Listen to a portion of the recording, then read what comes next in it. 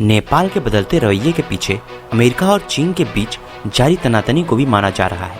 ये दोनों ही देश नेपाल में भारत के प्रभाव को कम कर नेपाल की सरकार और वहां के संसाधनों पर कब्जा जमाने के फिराक में हैं। अमेरिका और चीन की एजेंसियों के बीच नेपाल में सरकारी तंत्र को अपने कब्जे में लेने की होड़ मची हुई है। मिली जानकारी के मुताबिक जहां चीन नेपाल में अपना दबदबा कायम कर रणनीतिक तौर से भारत को सालों से घेरने की कोशिश में लगा हुआ है, वहीं अमेरिका नेपाल में अपना प्रभाव कायम कर भारत और चीन दोनों को मॉनिटर करना चाहता है।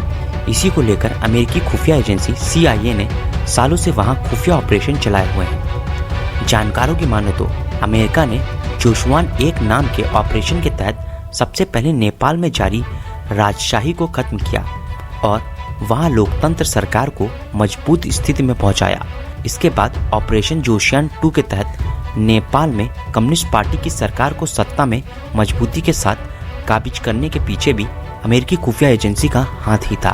हालांकि ये सब बातें किसी जानकार द्वारा ही कही गई हैं, इसका कोई पुख्ता सबूत नहीं है। जानकारों द्वारा कहा जाता है कि अमेरिकी सरकार के इशारे पर खुफिया एजेंसी CIA ने जोशियान 3 ऑपरेशन शुरू किया है, जिसका लक्ष्य नेपाल और वहां की सरकार को आर्थिक तौर पर कमजोर कर अमेरिकी मदद पर निर्भर बनाया जाए। इस मकसद के साथ अमेरिका की 2 एजेंसियां PS कॉर्प्स और मिलेनियम चैलेंज कॉर्पोरेशन नेपाल में बड़े पैमाने पर फंडिंग में जुटा है।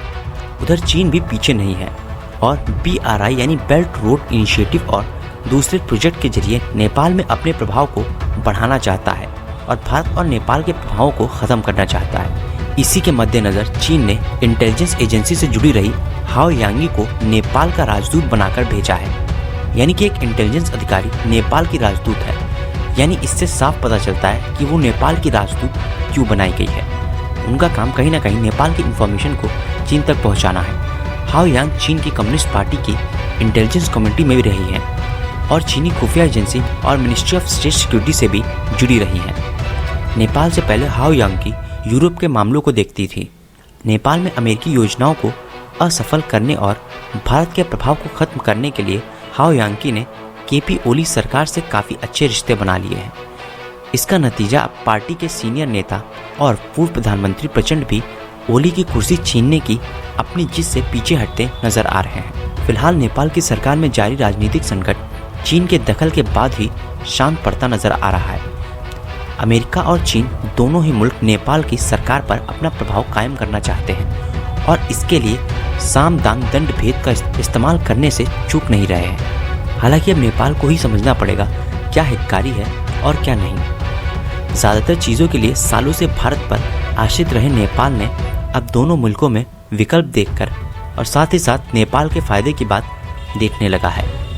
हालांकि नेपाल को फूक फूक कर कदम रखने पड़ेंगे क्योंकि दोनों ही देश काफ़ी बड़ी अर्थव्यवस्था है और इतनी बड़ी अर्थव्यवस्था को अगर किसी देश में पूरी तरह से एंट्री मिल जाए तो वह देश की हर चीज़ पर अपना दबदबा बना सकती हैं। तो इसके लिए नेपाल को हर तौर पर फूक फूक कर कदम रखने पड़ेंगे।